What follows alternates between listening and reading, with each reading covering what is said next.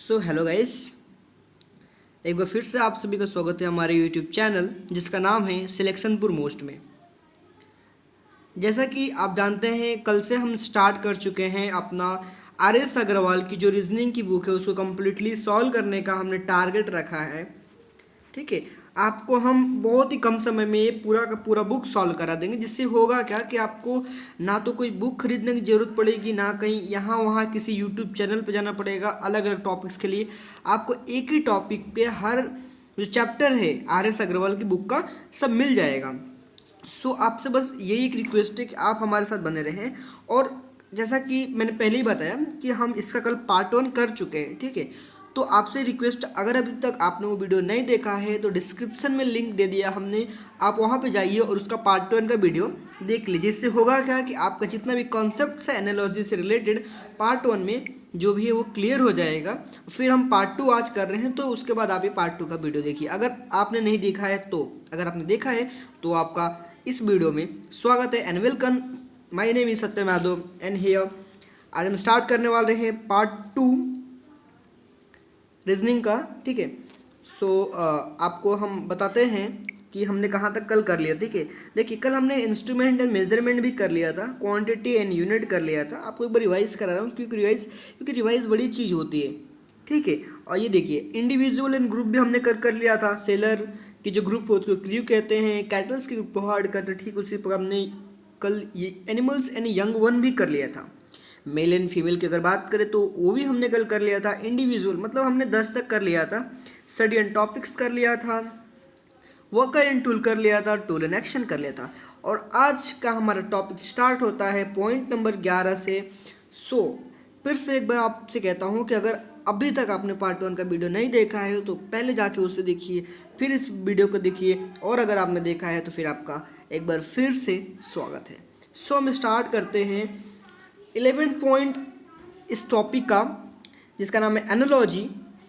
ठीक है, आर.एस. अग्रवाल की बुक से हम लोग कर रहे हैं। ठीक है, दोस्तों पहली चीज़ आपको बताना देना चाहता हूँ कि बैकग्राउंड में थोड़ा नॉइज़ है, तो प्लीज़ इसको एडजस्ट कर लीजिएगा। ठीक है, हम स्टार्ट करते हैं।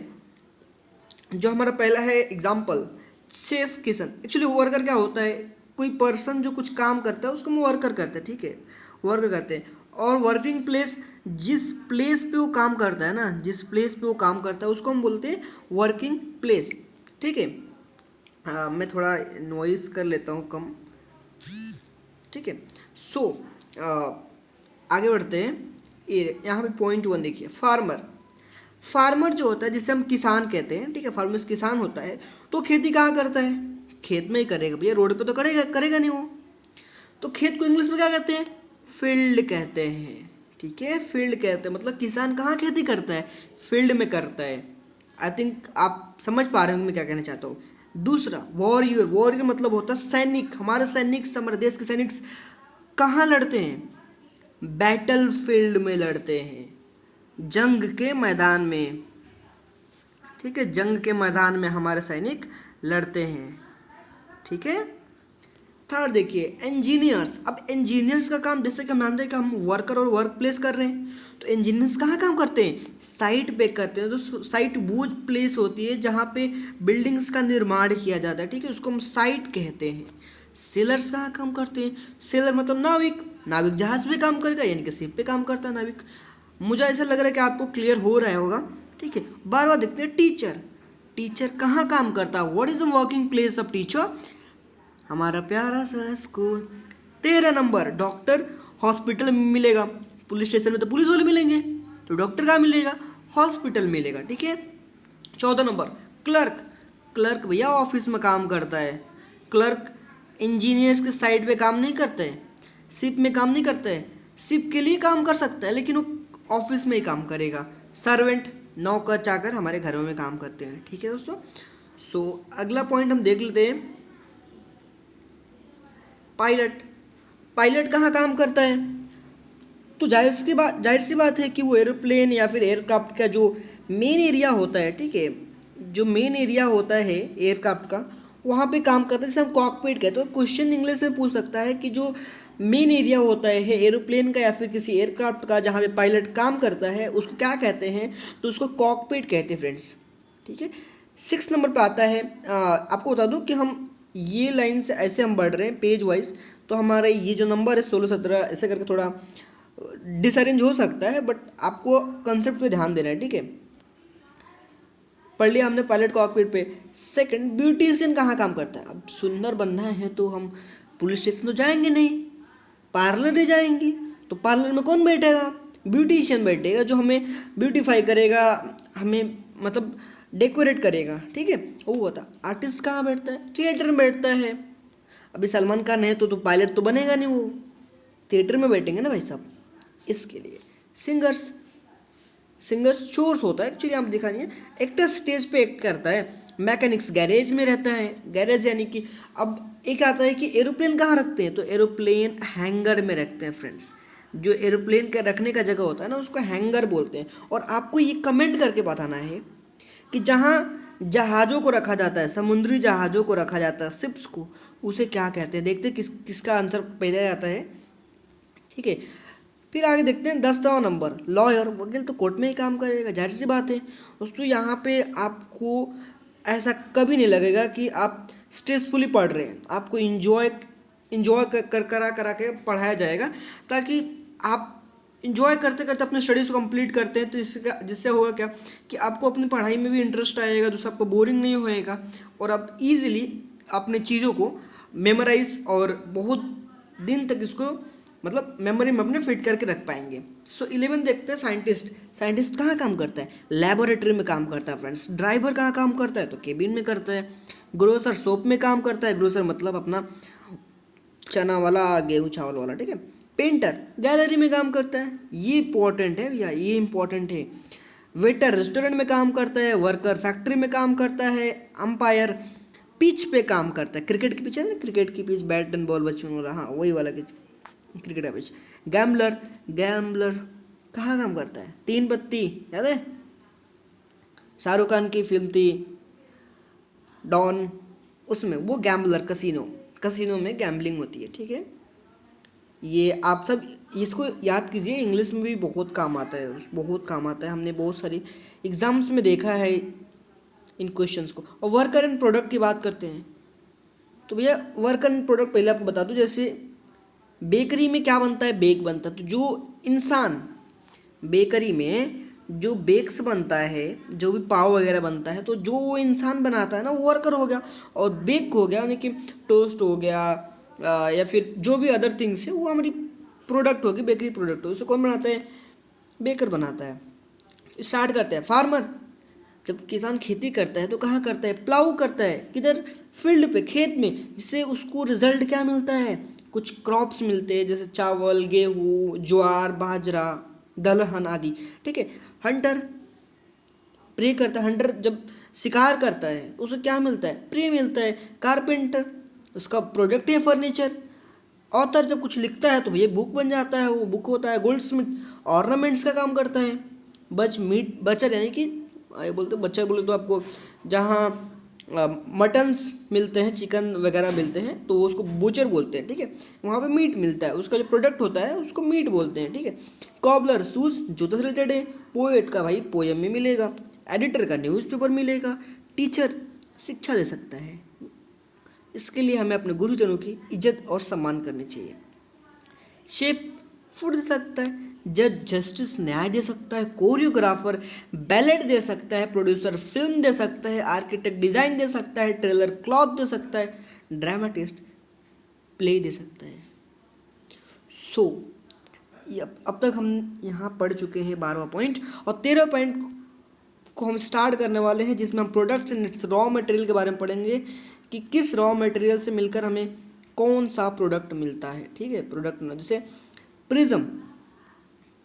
प्रिज्म मतलब आपने लेबोरेटरी में देखा होगा, ट्रायंगल करके होता है, जहाँ से एक लाइट जाती है और फिर वो लाइट डिस्पर्स होकर बहुत सारे कलर में हमको दिखता है, उसको प्रिज्म कहते हैं। ठीक है, तो वो ग्लास से मिलकर बना होता है। अब ये लाइट है, वो एल्यूमिनियम के अंदर तो जाएगी नहीं, ग्लास में जाएगी, और पानी को हम ट्रायंगल बना नहीं सकते, प्रिज्म मतलब बना नहीं सकते, तो ग्लास से बनता है।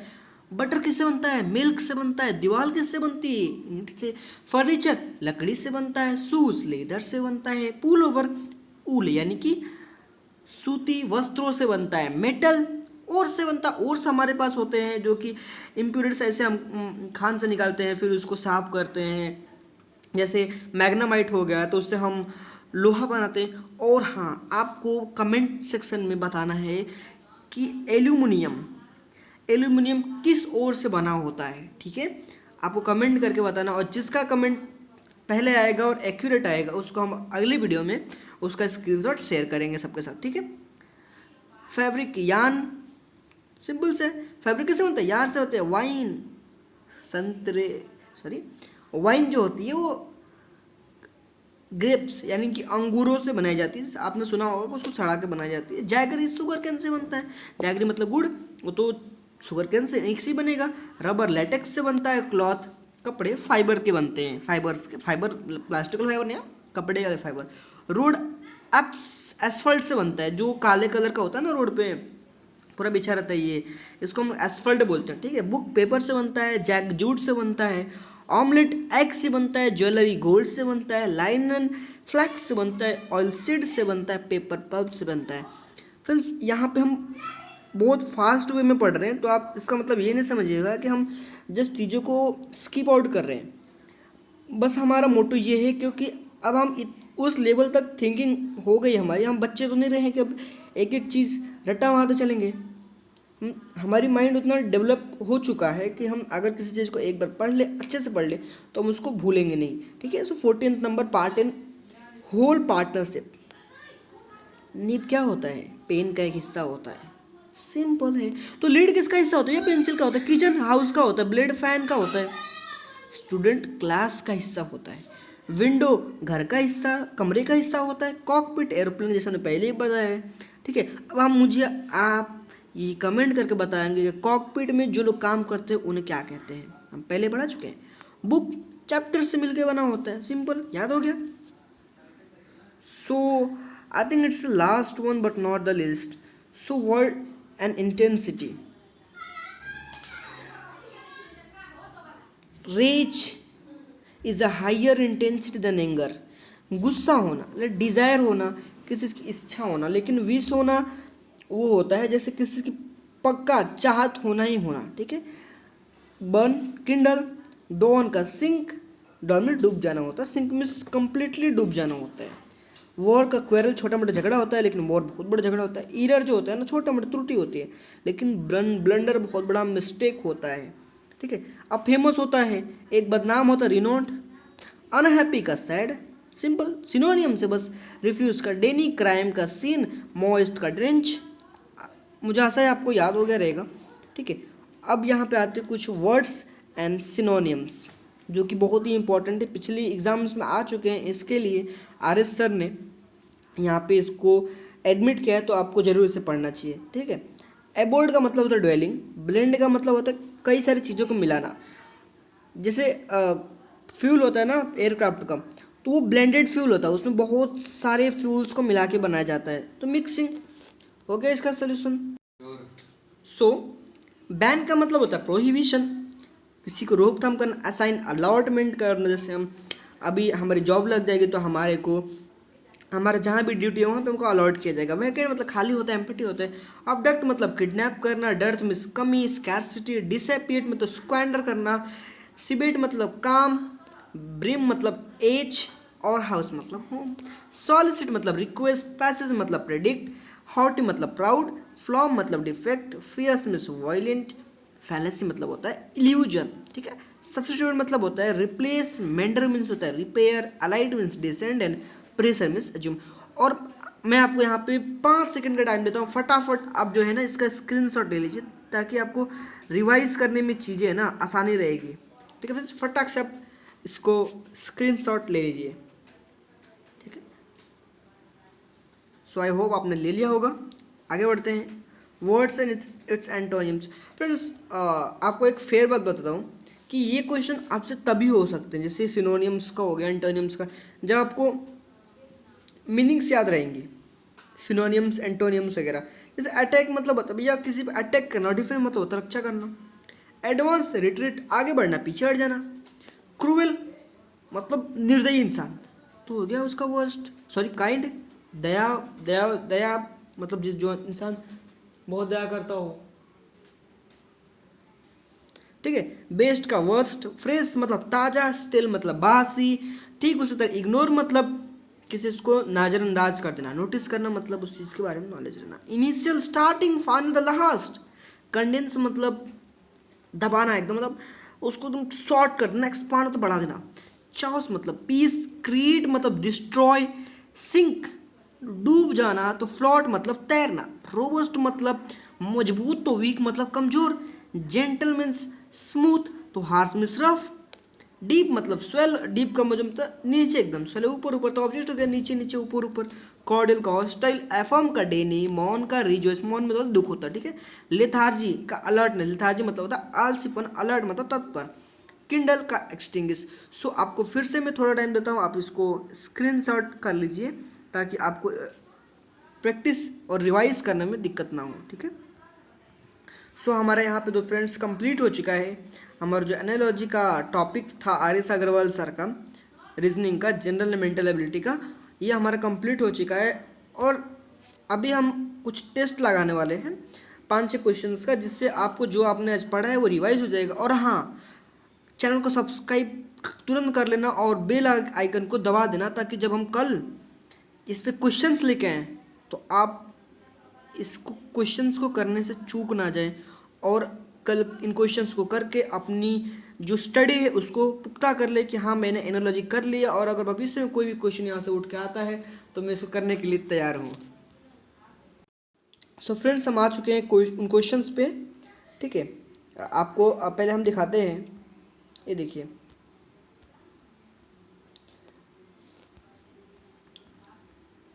ये देखिए क्वेश्चंस इलस्ट्रेटिव एग्जांपल्स के थे जो 5 हमने कल करा दिए हैं। तो आपसे अगेन रिक्वेस्ट करता हूँ कि अगर अभी तक आपने वो वीडियोस नहीं देखा है तो आप जाकर उस वीडियो को देखिए, जिसका लिंक हमने डिस्क्रिप्शन में दे दिया है, ताकि आपको इस वीडियो में कोई दिक्कत ना हो और पूरा याद हो जाए। आपको ये याद करना है, मैंने बीच बीच में बोला भी आपको कि स्क्रीनशॉट इसका लेते रहिए ताकि आपको रिवाइज करने में दिक्कत ना हो, वीडियो बार बार ना देखना पड़े। फिर भी अगर आपसे नहीं होता तो आप वीडियो को वापस देख सकते हैं फ्रेंड्स, ठीक है। सो हमने ऊपर वाला जो भी एग्जाम्पल से कर लिया था, और आज कुछ 5-6 हमारे पास एग्जाम्पल जिसको हम ख़त्म करके अपनी स्टडी को यहीं ख़त्म करेंगे आज के लिए। और हाँ, अभी कुछ देर में आपके लिए हिस्ट्री के वीडियोस आने वाले हैं, तो चैनल पे बने रहिए ताकि आप उन वीडियोस को देख सकें। और हाँ, फिर से कहता हूँ, चैनल को सब्सक्राइब करना नहीं भूलना, और हाँ, जहाँ तक हो सके दोस्तों इस चैनल को शेयर कीजिए, क्योंकि यहाँ पे ऐसी चीज़ पढ़ाई जा रही है रीजनिंग का जो शायद ही किसी अदर बुक में आपको मिलेगा। और ये पढ़ने के बाद क्या बैंकिंग, क्या एसएससी, हर एक एग्ज़ाम के लिए आप एलिजिबिलिटी तो आपके पास है ही खैर, लेकिन आप उन क्वेश्चंस को करने के लिए तैयार हो जाएंगे फ्रेंड्स। सो स्टार्ट करते। पहला क्वेश्चन, मून क्या है? एक सैटेलाइट है। तो अर्थ क्या है भैया? प्लेनेट है। हो गया क्वेश्चन सॉल्व। हमें सिर्फ समझना है कि पहले का रिलेशन क्या है। देखो फोरकास्ट क्या है, बताते ना, भविष्यवाणी करते हैं कि भैया कल बारिश होगी, कल धूप निकलेगा, तो फ्यूचर बताते हैं। तो रिग्रेट किसका होता है? पास्ट का होता है। Influenza is a viral disease, तो typhoid is what? Typhoid is a bacterial disease. Similar typhi होता है इस बैक्टीरिया का नाम, जो टाइफाइड वायरस को सही टाइफाइड होने के लिए कॉज, उसका मतलब कॉज फैक्टर है, ठीक है। फियर मतलब होता है ट्रेट, डर। तो एंगर मीन्स क्या? पैनिक होता है, याद हो गया। मेल्ट, अब कुछ चीज़ मेल्ट हुई तो लिक्विड बनेगी, तो कोई चीज़ मेल्ट हुई तो लिक्विड बनेगी। फ्रीज होने के बाद क्या बनेगा? अब पानी है तो भैया बर्फ से लिक्विड बना दो मेल्ट करके, उसको फ्रीज कर दो तो सॉलिड बन जाएगा। हो गया आंसर। क्लॉक समय बताता है, थर्मोमीटर क्या होता है? टेम्परेचर बनाता है। देखो इनकम टैक्स का क्वेश्चन, एसआरसीए का और असिस्टेंट ग्रेड का क्वेश्चन, बहुत बड़े बड़े क्वेश्चन है फ्रेंड्स। ये देखिए, मुस्लिम कहा जाता है अपने मुस्लिम्स का जो भी उनके वर्कशिप का जो प्लेस होता है उससे मॉस्क कहते हैं। 6 गुरुद्वारे में जाते हैं। पैट, पाँव काइट, जो कैट होता है ना उसके उसको पाव, जो मतलब उनका लेग एरिया होता है उसको पाव बोलते हैं। तो हुफ किसका होता है फ्रेंड्स? हॉर्स का होता है, ठीक है। हॉर्स का हुफ होता है, जिसको हम वो नीचे पैर के नीचे देखा होगा, खुर बोलते हैं हिंदी में, उसको खुर बोलते हैं एक्चुअली। तो उसको हुप बोलते हैं, ठीक है, इसको खूर बोलते हैं। सो आशा करता हूँ आपको ये वीडियो अच्छा लगा होगा। So please like it, share it, और हाँ, जहाँ तक हो सके इस वीडियो को शेयर कीजिए, दोबारा बोल रहा हूँ मैं। और हाँ, अगर आपने अभी तक इसका पार्ट 1 नहीं देखा है तो तुरंत जाइए, डिस्क्रिप्शन में लिंक है, और उस वीडियो को देखिए, ताकि जब हम कल क्वेश्चंस कराएं तो आप ये ना कहें कि सर हमें क्वेश्चंस करने में दिक्कत हो रहा है, ठीक है। और हमारे पास दोस्तों कम से कम 1000 क्वेश्चन है, जिसके बाद आपको एनालॉजी में कोई दिक्कत नहीं होने वाला फ्रेंड्स। यहाँ पे एनालॉजी करेंगे, वहाँ पे आपका इंग्लिश का 1 वर्ड सब्स्टिट्यूशन तैयार हो रहा होगा, यानी कि एक तीर से हम 2 निशाने कर रहे हैं फ्रेंड्स। सो प्लीज़ आपसे अगेन ये रिक्वेस्ट है कि इस चैनल को जहाँ तक हो सके शेयर कीजिए, इस वीडियो को शेयर कीजिए, ताकि ज़्यादा से ज़्यादा लोग हमसे जुड़ सकें और हमारी फैमिली की जो भी सब्सक्राइबर्स हैं उन्हें सिलेक्शन लेने से कोई रोक ना पाए, ठीक है। सो आज की वीडियो हम यहीं पे एंड करते हैं, and thank you all for watching this video, and do share. Thank you.